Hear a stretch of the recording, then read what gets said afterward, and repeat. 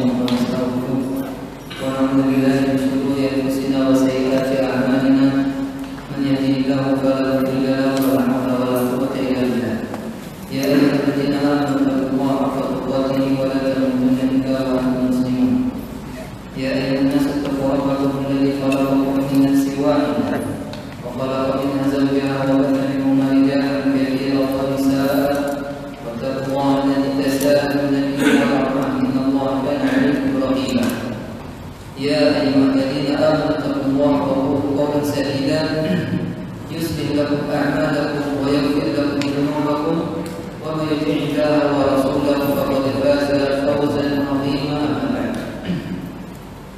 فإن أحسن الكلام كلام الله وخير الهدي هدي محمد صلى الله عليه وسلم وشر الأمور محدثاتها فإن كل محدثة بدعة وكل بدعة ضلالة وكل ضلالة في النار. Ikhwani rahimani wa rahimakumullah, puji syukur kita panjatkan kepada Allah Subhanahu wa taala. Tidak lain kita bisa berkumpul di salah satu rumah di antara rumah Allah Subhanahu wa taala tidak terlepas dari nikmat Allah Subhanahu wa taala. Karena semua nikmat datangnya dari Allah Subhanahu wa taala. Wa ma bikum min ni'matin fa min Allah. Nikmat apa saja yang kalian peroleh semuanya datang dari Allah Subhanahu wa taala. Nikmat itu yang besar, nikmat itu yang kecil, atau nikmat yang paling agung yaitu nikmat Islam, nikmat iman. Karena tidak ada nikmat yang paling besar daripada nikmat iman dan Islam. Oleh karena itu Allah mengatakan dalam Al-Quran, "Wala tamutunna illa wa antum muslimun." Jangan kalian meninggal, jangan kalian mati kecuali dalam keadaan beragama Islam.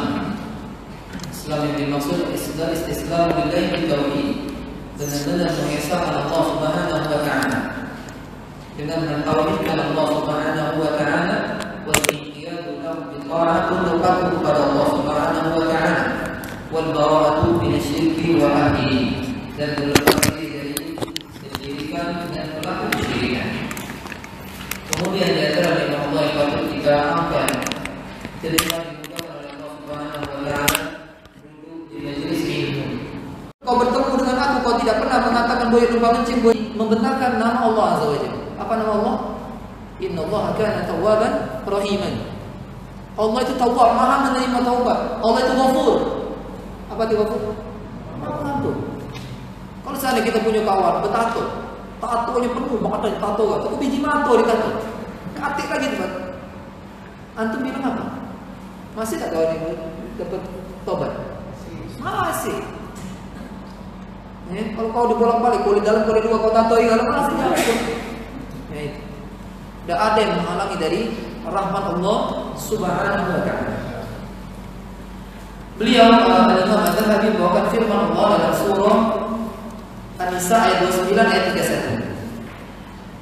A'udzubillahi minasyaitonir rajim wa la taqtulu anfusakum. Kata Allah, jangan kalian membunuh diri-diri kalian. Innallaha kana bikum rahima. Sesungguhnya Allah sangat menyayangi kalian. Wa man yaf'al dzalika 'udwanan, barang siapa yang melakukan perbuatan itu karena dia udwan, melampaui batas, wa dzulman, karena zalim, bunuh diri karena melampaui batas, bunuh diri karena zalim. Berarti kalau bunuh diri enggak sengaja. Dia ini pengen bunuh diri. Naik bocor jembatan musim, balas siap melompat. Dinasihati wong. Betul lagi masuk aku. Akhirnya nak pengen tobat dia, terpeleset. No, laju juga ini. Laju juga dia ini. Tapi dia kemudian nak tobat. Ini tidak dikatakan bunuh tidak sengaja. Dia tidak kena ancaman ini. Apa maksudnya? Yang Allah maksudkan udwanan, melampaui batas, dan zalim kepada dirinya. Fasawfa nuslihi naran. Orang ini kami akan masukkan ke dalam neraka. Wa kana dzalika 'ala Allah yasira. Dan mudah sekali bagi Allah masukkan orang ke dalam neraka. Ingat, kita semuanya masuk neraka. Ente yang beriman, ente yang tidak beriman. Allah katakan, ya wa in minkum illa wariduha kana 'ala rabbika hatman maqdiya. Sesungguhnya kalian semuanya akan masuk ke neraka. Semua kita ini. Ada yang menafsirkan masuk niat tapi tidak merasakan panas. Yang beriman. Ada yang mengatakan dia melewati sirat itu, tidak jatuh. Yang maksud dia melewati sirat selamat. Nasirat itu di bawahnya neraka jahanam, ngeri sekali. Kezaliman apa saja yang kita punya itu akan menjadi pengait-pengait di neraka yang akan mengait kita. Kalau dosanya besar langsung terkait langsung nyampe. Makanya cepat-cepat bertaubat kepada Allah Subhanahu wa taala. Ijtanibu kabairah. Diperhatikan keutamaan kita menjauhi dosa besar. Rasanya kita dulu pernah berbuat dosa besar, pernah membunuh, pernah mujawong, pernah ngapa uang, pernah nepak uang, dosa besar kali. Ya, pernah ngimpit pempek uang. Kita dulu kan beli pempek gobak-gobak kan? Bukan kita dulu, antum dulu ya. Beli singkok tapi lekat tiga. Dosa besar bukan dosa kecil. Apalagi kan ada uang namanya mangkon, apa saya? Ya, ada. Boleh kan? Sebentar. Ayolah, ya. Mama beli mama. Jadi di dalam pakai ada caranya kan? Ada kejiman kan? Makan tuh di dalam pakai ada kejiman. Ayah sih kok, orang makan limo. Dosa besar itu sih. Dosa besar ini. Mungkin beliau dengar ini. Kita maaf sama beliau. Ya. Dosa besar. Ini akan menjadi kezaliman yang menyebabkan kita tersungkur ke dalam neraka. Walaupun harga ini cuma 1000 ppm. Sudah kita kemarin saya sampaikan siwak itu cuma 3.000. Yang paling mahal yang lembut paling 10.000. Nah itu menyebabkan kita bisa lama di neraka. Ingat, kalau kita sudah masuk neraka, paham ya? Kalau kita sudah masuk neraka bukan hari di dunia. Ingat, bukan hari di dunia. Harinya hari akhirat. Hari akhirat Allah sebut dalam Al-Quran 2. Yang pertama kata Allah al-fasanati mimma taqudun. Sehari di akhirat 1000 tahun. Sanggup antum hidup 1000 tahun disiksa? Kalau nak makan dijual Allah buah zakum. Kalau minum kata Allah illa hamiman wa wasaqah. Buah zakum itu kalau dimakan itu enggak usah dimakan, ditetes setetes baik. Di dunia ini hancur kalau dunia ini. Dimakan udah hancur isi perut. Kalau minumannya kata Allah hamim, air di puncak mendidih kan di neraka bukan di dunia. Hamiman wa wasaqah dan nana penghuni neraka. Hati-hati menzalimi orang. Zaliman apa aja, apalagi kayak gini bunuh diri. Ya, maling rambutan mangga apa yang ada tu jingo di wong ketel apa itu dembeknya. Cara dalam wong sampai dembeknya. Enggak boleh, dosa besar kali. Ya. Ini akan dipertanggungjawabkan oleh dirinya pada hari kiamat. Wa may yaf'al kata Allah wa may yaf'al mithqala dzarratin khairan yara wa ya'mal mithqala dzarratin syarran yara. Sebesar biji debu keburukan. Bayangkan, siwak sebesar debu beda. Siwak kecil, besar debu besar siwak. Besar siwak. Nah ini sebesar biji debu, dia akan melihat kezaliman itu. Akan dia lihat bagaimana sebesar siwak. Bagaimana orang ngimpit tanah sekilan, 2 kilan, sehektar, mati budak itu. Ya. Rengkoh dia di dunia, rengkoh dia di kubur, di neraka dia merasakan yang ngeri sekali. Ayat yang 2 kata Allah 50 alf sana. Sehari di akhirat 50.000 tahun. Kita hidup di dunia ini paling lama 60. Dia nyampe 60, sakit-sakit ya Allah, apa lama aku mati. 60 tahun tidak sanggup dia terus hidupnya. Bagaimana di akhirat? Ini pasti ya. Kalau Allah sebutkan dalam Al-Quran, pasti lebih pasti daripada besok ada siang lagi.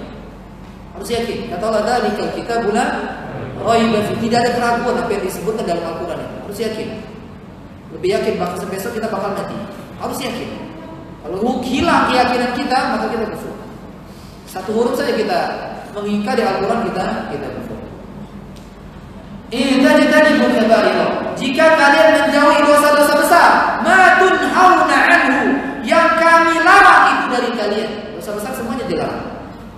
Nukaffir ankum sayyi'atikum, kami hapuskan semua dosa-dosa kalian. Jadi kalau kita menjauhi dosa besar, dosa kecil yang kita kerjakan, nyingok betino di Facebook, nyingok betino di media, nyingok betino di WA atau mana, itu dosa kecil kan?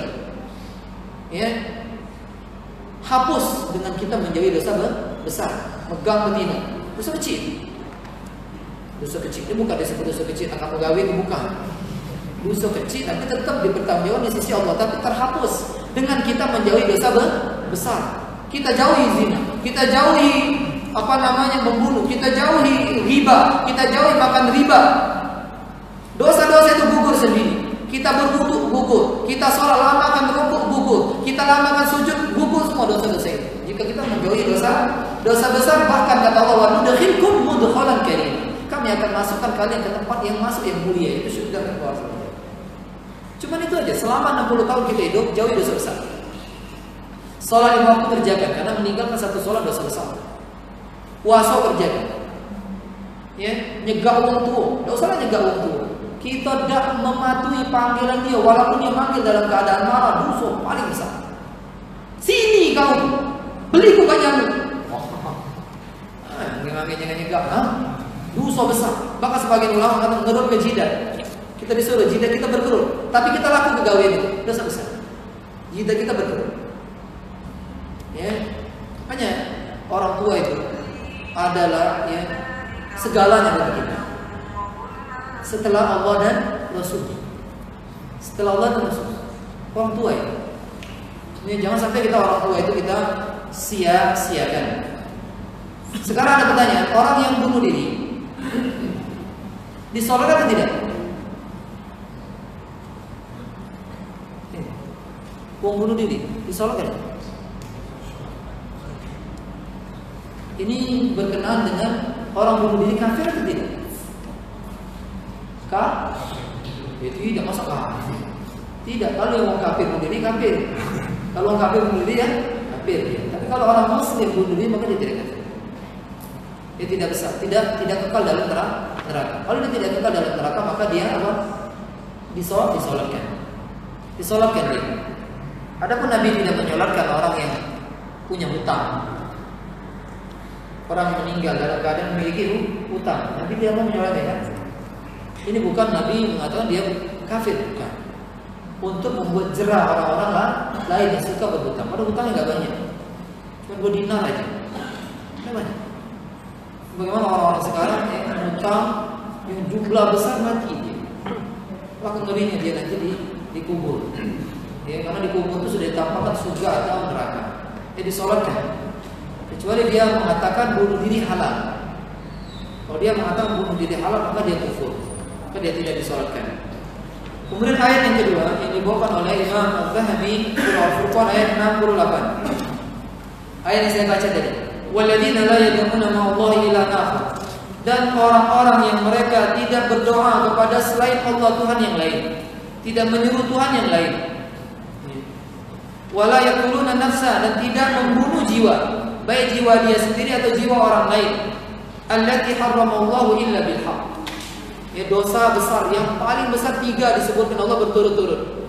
Pertama, menyekutukan Allah, berbuat syirik, baik itu syirik besar atau syirik kecil, dua-duanya dosa besar yang paling besar. Yang kedua, membunuh. Yang ketiga, berzina. Wa may yaf'al dzalika yalqa athama. Barang siapa melakukan maka dia telah melakukan dosa yang sangat-sangat besar. Yudha'af lahul 'adzab yaumil qiyamah. Dia akan dilipat gandakan siksanya dan dikekalkan dalam neraka dalam keadaan muhana. Dalam keadaan hina. Dalam keadaan hina. Illa man taba, kecuali yang mantap. Mantap di sini bukan mantap bahasa Palembang, mantap niat bukan. Mantap mantu orang taba bertaubat. Bukan hanya bertaubat saja. Wa amila wa amana, beriman. Bukan hanya beriman saja. Wa amila amalan shalih. Setelah itu dia beramal saleh. Karena Allah mengatakan dalam ayat ini, innal hasanati yudhhibna sayyi'at.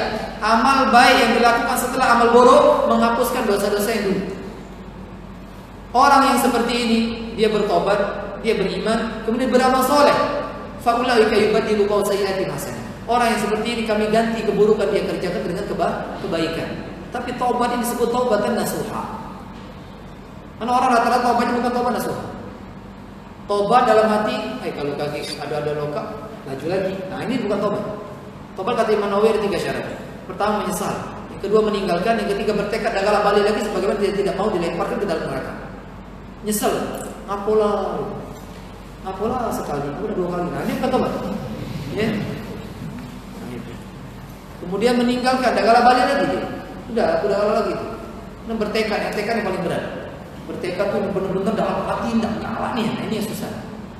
Makanya kita berusaha menghalangi niat yang buruk itu dengan kita berteman dengan orang-orang baik, berteman dengan orang-orang soleh, sehingga tidak akan pernah ada celah mau ke sana lagi. Dari Jundub bin Abdullah radhiyallahu anhu dari Nabi sallallahu alaihi wasallam. Kata Nabi sallallahu alaihi wasallam, "Kana mimman kana qablakum." Dahulu ada orang ya sebelum kalian. Seseorang jurihan yang dia mengalami luka-luka di medan perang. Dia mengalami luka-luka. Bayangkan di medan perang jihad berarti. Jihad. Ya. Jadi dosa itu enggak mandang bulu di mana dia tempat. Di medan perang kek. Ya. Kalau itu dosa, tetap dia akan disiksa. Seperti yang kita sudah bahas kemarin, wulul. Seorang cuma maling selimut, tapi malingnya di medan perang. Padahal dia ikut jihad. Padahal dia kalau mati langsung masuk surga. Kata Nabi, surga itu di bawah kilatan pedang. Lah dia menang jihad. Tapi sebelum harta ini dibagi, dia mengambil selimut. Ada yang mengatakan mantel, jaket. Dia ambil jaket model dulu. Apa model sekarang ini baru bagus. Kalau dulu sabun udah nyait, ya kan? Dia itu menjadi selimut, menjadi mantel di neraka. Bayangkan. Alhamdulillah. Ya. Jadi dia ada pandang bulu, dosa dimanapun dia berada dia akan masuk neraka. Fajazi'a, dia berputus asa, kebanyakan tumpuk, sakit badan dia. Kan banyak orang bunuh diri itu karena sakitnya, lamunya. Akhirnya acak. Kalau main ini, kalau pakai 10 tahun aku sakit, tersiksa aku. Ayo cepat enggak silet, ya kan? Main putus, kurang nadi mati. Putus asa dia. Fa'akhadha sikinan, lalu dia ambil sikin, lading, pisau. Fahazza biha yadahu, lalu dia potong tangannya. Dia potong urat nadinya. Fama raqa'ad damu, darah yang dia putus itu urat nadi tidak mau berhenti. Hatta mat, sampai dia meninggal dunia. Allah Subhanahu wa taala mengatakan, badarani 'abdi bi nafsi. Hambaku tergesa-gesa mendahului diriku. Ya. Haramtu alaihi jannah, aku haramkan dia surga. Baik, apa di medan perang. Nah, mana mau bunuh diri cuma di pucuk jembatan Musi. Ada kereta ngebut langsung dia cepat-cepat ke tengah sepuluh. Mati dia. Tidak mikir. Kalau dia tahu hadis ini, oh ini dia masuk neraka, dia harap ke surga, apalagi mati ngebut bunuh diri minta tobat sama sepuluh. Dia akan dikekalkan di neraka. Nanti saya akan bahas kekal itu terbagi dua. Hadis riwayat Imam Bukhari Muslim. Ingat, kalau hadis sudah diriwayatkan oleh Imam Bukhari Muslim, hadis dipastikan sahih. Karena para ulama sepakat hadis yang paling sahih setelah Al-Quran yaitu Sahih Bukhari Muslim. Dari Abu Hurairah radhiyallahu anhu, Rasulullah SAW bersabda, "Man qatala nafsahu bi hadidatin." Barang siapa yang membunuh dirinya dengan hadidah, dengan besi. Di sini umum besinya, besi tumpul, besi tajam, besi yang sudah dibentuk lading, besi bentuk apa ya umum. Ya. Fahadidatu fi yadihi, nanti kelak besi itu akan ada di tangannya yang dia tusuk-tusuk ke perutnya di neraka jahanam, kekal dia dikekalkan selama-lamanya. Nabi mengatakan khalidan mukhalladan, kekal dikekalkan selama-lamanya. Bayangkan 3 kali kekal. Ngeri kan? Hati-hati bunuh diri. Pada boleh putus asa. Putus asa bunuh diri itu berawal dari putus asa. Mana pandemi ini? Gajilah kecil, ya. Dari pagi sampai sore cuma dapat sama ini. Dah sudahlah. Ya, sudahlah boleh bunuh diri. Ada yang ngambil tali, ya kan? Ngantung diri. Salah tali rapi ya putus. Dah jadi mati dia.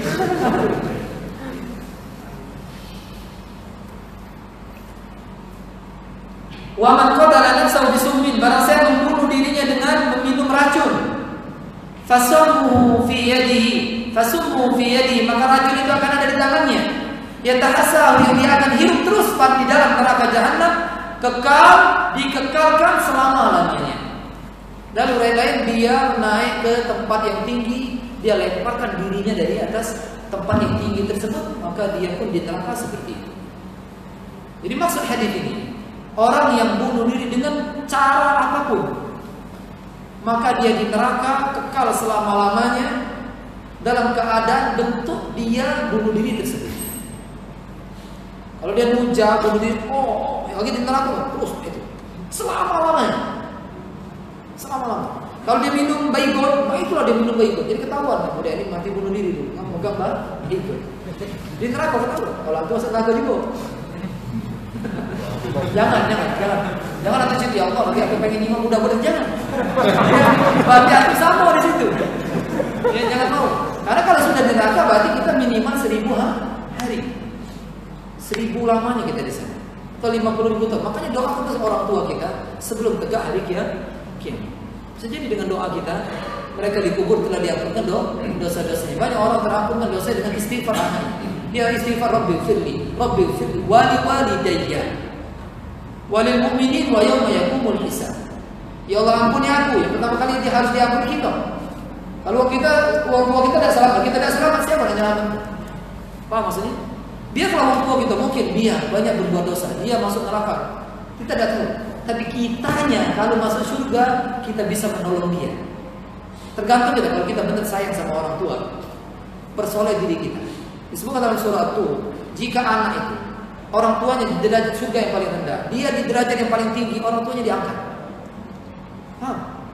Kalau kita benar cinta sama orang tua, persoleh diri sesoleh-soleh, perbanyak sholat sunnah, perbanyak amal soleh, perbanyak sedekah, itu yang bermanfaat. Ya, itu bermanfaat. Ya, kita benar-benar memperuntukkan diri kita untuk Allah semuanya ngalir ke orang tua. Ingat ya, seorang anak itu kata Nabi SAW, anta wa manuka li abik. Dirimu, hartamu semuanya punya orang tuamu.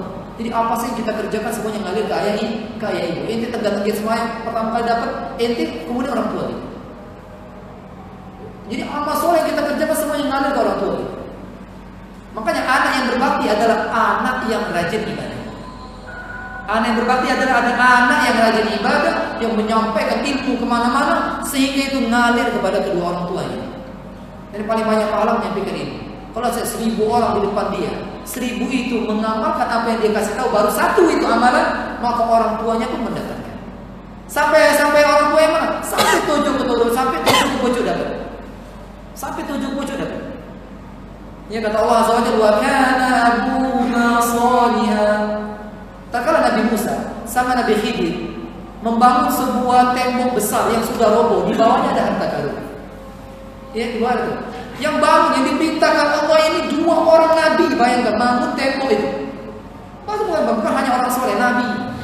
Kenapa? Karena nenek moyang anak kecil ini, nenek moyang mereka dulu orang soleh. Kata Ibnu Katsir, nenek moyang ke-7.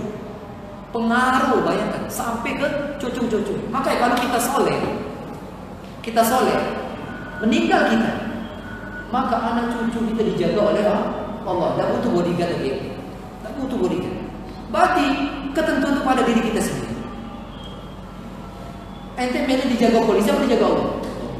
Allahi, biar Allah menjaga itu. Ya, makanya para nabi tidak pernah berdoa yang lain kecuali dengan doa Rabbi habli minas sholihin. Ya Allah kasih anak soleh, itu aja doa mereka. Dan lanjutkan Nabi sallallahu. Masih ada 2 hadis lagi, insyaallah kita selesai. Assalamualaikum warahmatullahi wabarakatuh.